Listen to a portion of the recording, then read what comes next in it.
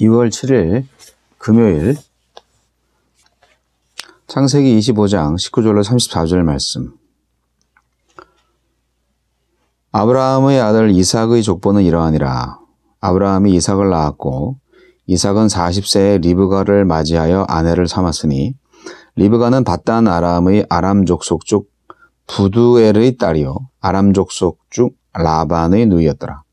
이삭이 그의 아내가 임신하지 못하므로 그를 위하여 여호와께 간구하매 여호와께서 그의 간구를 들으셨으므로 그의 아내 리브가가 임신하였더니 그 아들들이 그의 태 속에서 서로 싸우는지라. 그가 이르되 이럴 경우에는 내가 어찌할꼬 하고 가서 여호와께 묻자온대 여호와께서 그에게 이르시되 두 국민이 내 태중에 있구나. 두 민족이 내 복중에서부터 나누이리라. 이 족속이 저 족속보다 강하겠고 큰 자가 어린 자를 섬기리라 하셨더라. 그 해산 기한이 찬즉 태에 쌍둥이가 있었는데 먼저 나온 자는 붉고 전신이 털옷 같아서 이름을 에서라 하였고 후에 나온 아우는 손으로 에서의 발꿈치를 잡았으므로 그 이름을 야곱이라 하였으며 리브가가 그들을 낳을 때에 이삭이 60세였더라. 그 아이들이 장성함에 에서는 익숙한 사냥꾼이었으므로 들 사람이 되고 야곱은 조용한 사람이었으므로 장막에 거주하니 이삭은 에서가 사냥한 고기를 좋아하므로 그를 사랑하고 리브가는 야곱을 사랑하였더라. 야곱이 죽을 쏘더니 에서가 들에서 돌아와서 심히 피곤하여 야곱에게 이르되 내가 피곤하니 그 붉은 것을 내가 먹게 하라 한지라. 그러므로 에서의 별명은 에돔이더라. 야곱이 이르되 형의 장자의 명분을 오늘 내게 팔라. 에서가 이르되 내가 죽게 되었으니 이 장자의 명분이 내게 무엇이 유익하리요. 야곱이 이르되 오늘 내게 맹세하라. 에서가 맹세하고 장자의 명분을 야곱에게 판지라. 야곱이 떡과 팥죽을 에서에게 주매 에서가 먹으며 마시고 일어나 갔으니 에서가 장자의 명분을 가볍게 여김이었더라. 아멘. 에서와 야곱의 등장입니다. 이삭과 리브가가 결혼한 지 20년 만에 두 아들을 낳았습니다. 하나님은 이들이 각각 큰 민족을 이루고 큰 자가 어린 자를 섬길 것이라고 말씀을 하시네요. 네, 두 형제의 이야기는 너무나 유명하죠. 에서와 야곱이 쌍둥이이긴 하지만 아주 큰 차이가 있는 형제였습니다.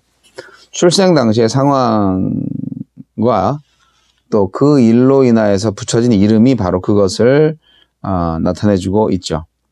에서는 장성해서 익숙한 사냥꾼이 됐고 야곱은 조용해가지고 장막에 거하였다고 성경은 기록하고 있습니다.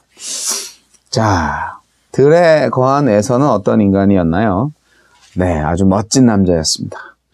활동적이고 남성적인 기질을 가졌죠. 사냥도 잘하고 모험 정신이 뛰어난 그였기 때문에 아주 터프가이죠.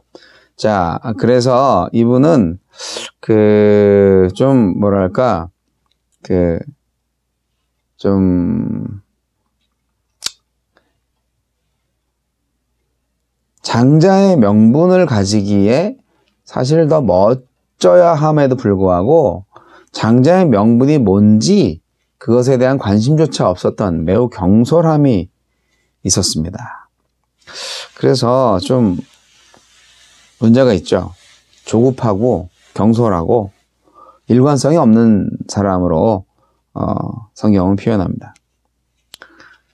에서는 장자의 명분을 가지기에 적합하지 않았습니다. 왜냐하면 장자의 명분은 단순히 세상의 번영이 아니고요. 또 현세적인 유익을 주는 게 아니잖아요. 이거는 영적인 유산이고 영적인 특권입니다.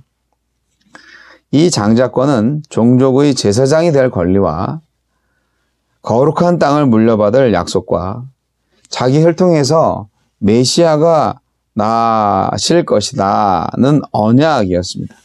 그런데 에서는 이러한 장자의 명분이 무슨 이익이 되는지 잘 몰랐어요. 32절에 보면 이 장자의 명분이 내게 무엇이 유익하리요? 이렇게 말하고 있지 않습니까?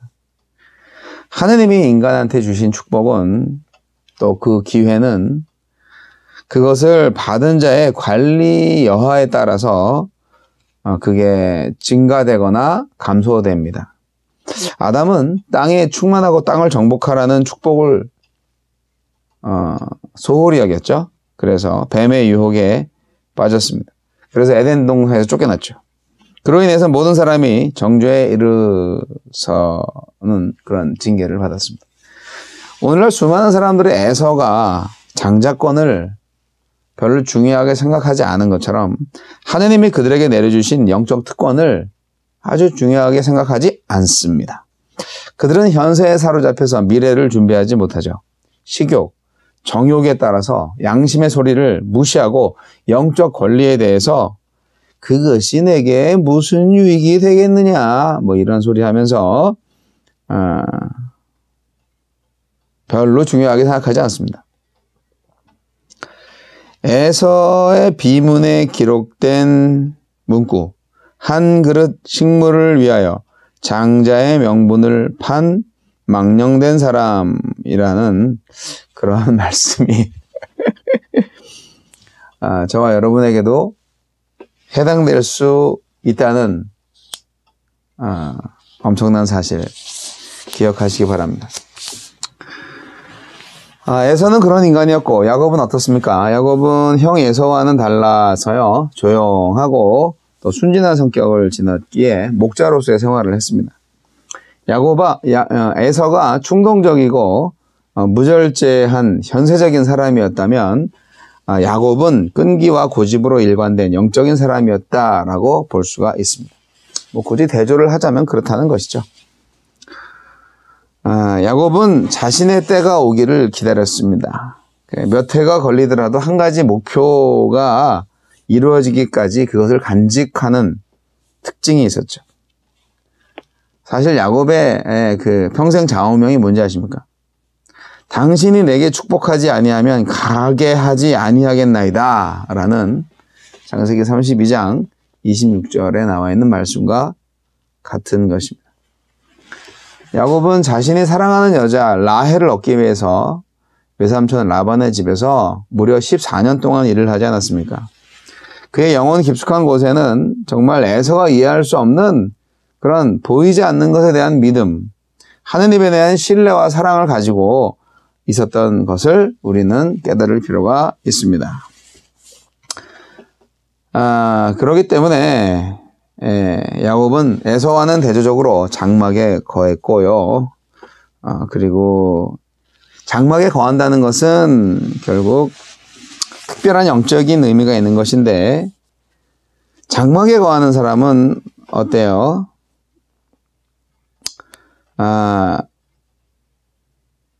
한 장소에 오래 살 생각을 하지 않습니다. 아브라함 역시 동일한 약속을 유업으로 함께 받은 이삭과 야곱으로 더불어 장막에 거하였습니다. 그렇죠? 네. 그 이유는 뭡니까? 하나님의 경영하시고 지으실 터가 있는 성을 바랐기 때문입니다. 그게 하늘나라의 성이었는지 실제로 그 성이었는지 모르겠습니다. 장막에 거하는 사람은 영혼에 필요한 것과 육신에 필요한 것을 혼동하지 않습니다. 그들은 이 세상을 자기의 영원한 처소로 여겨서 곳간을 헐고 늘리는 부자처럼 영혼아 여러 해 쓸 물건을 많이 쌓아두었으니 뭐 이런 소리 안 합니다. 이삭과 리브가 사이에서 결혼한 지 20년 만에 나온 이 쌍둥이 아들들, 네, 에서와 야곱, 앞으로 흥미진진한 이야기가 계속되겠지만 우리는 잊지 말아야 될 것이 있습니다. 그것은 복에 관한 것입니다.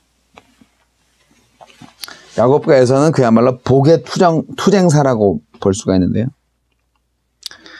이삭의 족보가 이 불임으로 시작이 됩니다. 20년 동안 기다림과 간절한 기도 끝에 이제 은혜의 선물이 왔습니다. 맏아들 에서에게 당연히 주어지리라고 여겼던 축복을 동생 야곱이 가로채가죠. 이 재밌죠? 출생의 서열이 축복의 서열을 결정하는 것은 아니다. 굉장히 중요한 교훈입니다. 그렇기 때문에 가볍게 여기면 안 됩니다. 우리의 인생을. 우리는 중요합니다. 팥죽 한 그릇에 장자권을 팔아넘긴 에서 실제로 그 팥죽을 먹음으로 인해서 뭐 장자권을 팔 수 없었죠. 뭐 그렇게 막 팔 수 있는 게 아니잖아요. 그런데 그만큼 에서는 장자권을 경홀히 여겼다. 그거를 강조하기 위해서 그런 겁니다. 배고프고 힘없고 그랬겠죠. 그랬을 때 이제 그 팥죽 한 그릇, 그것이 그에게는 가장 간절했을 겁니다. 그런데 사실 가장 중요했던 영적 특권을 그렇게 소홀하게 여겼다는 사실이 하느님 보시기에 아름답지 못했던 것이죠. 성경에는요, 감춰진 보화를 얻기 위해서 자신의 모든 소유를 팔아버린 사람의 이야기도 나오지만 또 자기 욕망에 충실하다가 값진 보화를 잃어버린 사람도 나옵니다. 에서가 바로 그 불행의 주인공이죠. 이건 운이 없는 게 아니고요. 불신앙으로 기인된 것입니다. 맏아들 에서한테 당연히 주어지라고 했던 축복을 야곱이 가로채 갈 수가 있어요? 이게 말이 됩니까 이게? 그런데 야곱이야말로 하느님의 축복을 정말 사모했던 사람이었기 때문에 절차가 좀 잘못됐다 할지라도 그것을 하나님께서 더 인정해 주신다는 사실을 우리는 잊지 말아야 하겠습니다. 값없이 주어진다고요. 은혜가요. 값싼 건 아니에요. 가장 비싼 은혜죠. 그런데 그것을 주님이 주셨다는 것인데요. 자, 야곱의 인생을 살아야 되지 않겠습니까? 에서의 인생을 버리세요. 오늘 하루 하나님께서 야곱에게 주신 축복을 우리에게도 주소서. 축복의 하루 되시기 바랍니다.